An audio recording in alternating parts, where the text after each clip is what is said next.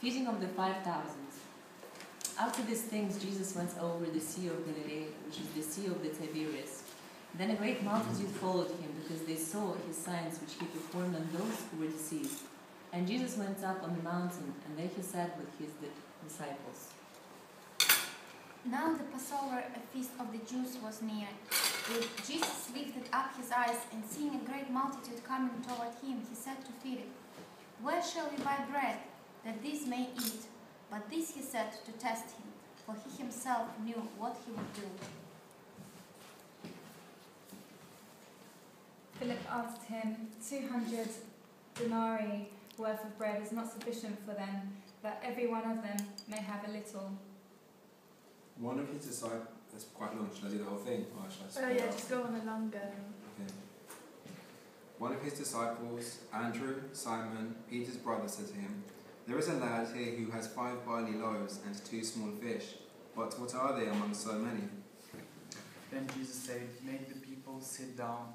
Now there was much grass in the place, so the man sat down, in number about 5,000. And Jesus took the loaves, and when he had given thanks, he distributed them to the disciples, and disciples to those sitting down, and likewise of the fish as much as they wanted. So when they were filled, he said to his disciples, "Gather up the fragments that remain, so that nothing is lost."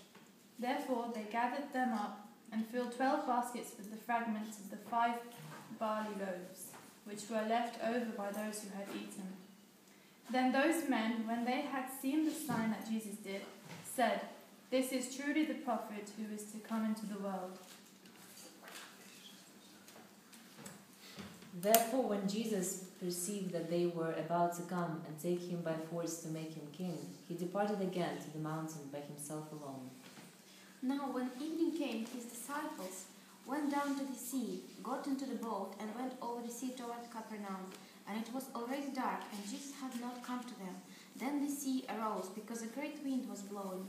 So when they had rowed about 3 or 4 miles, they saw Jesus walking on the sea and drawing near the boat. And they were afraid. But he said to them, "It is I, do not be afraid." Then they willingly received him into the boat, and immediately the boat was at the land where they were going.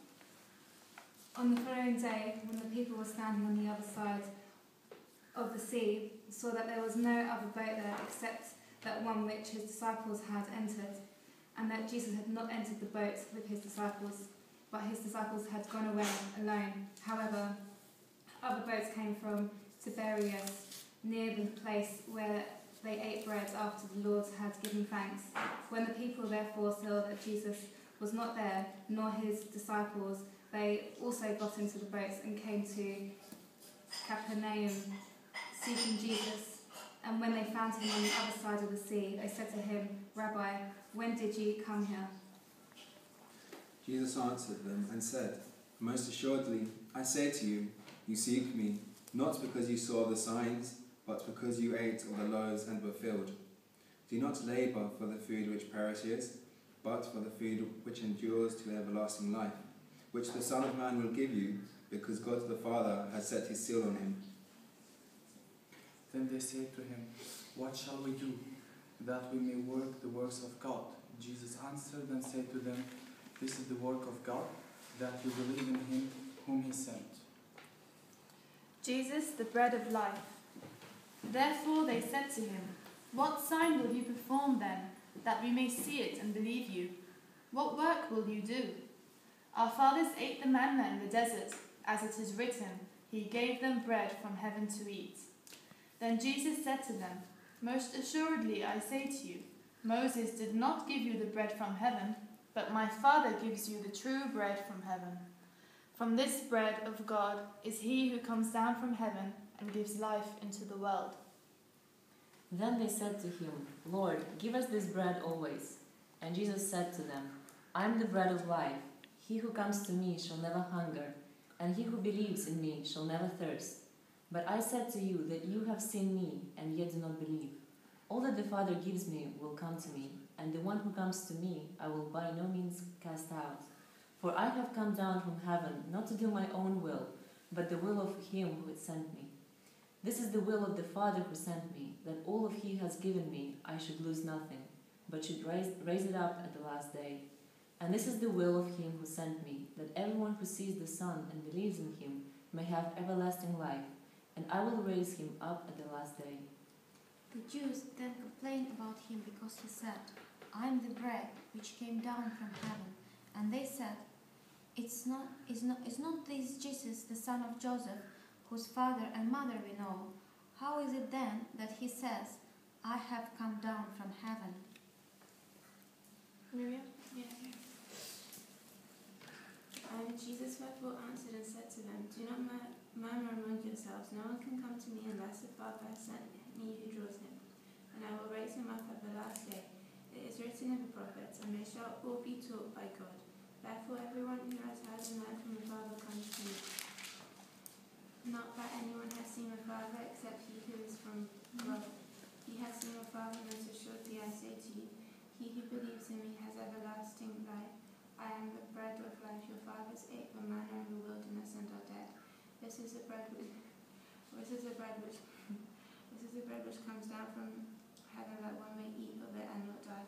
I am living bread which come down from heaven. If anyone eats of this bread, he will live forever. And the bread that I shall give is my flesh, which I shall give for the life of the world. Miriam, can you just pass it down so everyone can have a go? Thank you. Where did you get it? 52.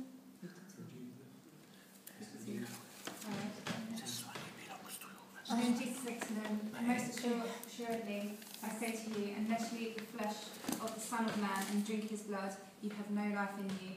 Whoever eats my flesh and drinks my blood has eternal life, and I will raise him up at the last day. For my flesh is food indeed, and my blood is drink indeed. He who eats my flesh and drinks my blood abides in me, and I in him, as the living Father sent me, and I live because of the Father. So he who feeds on me will live because of me.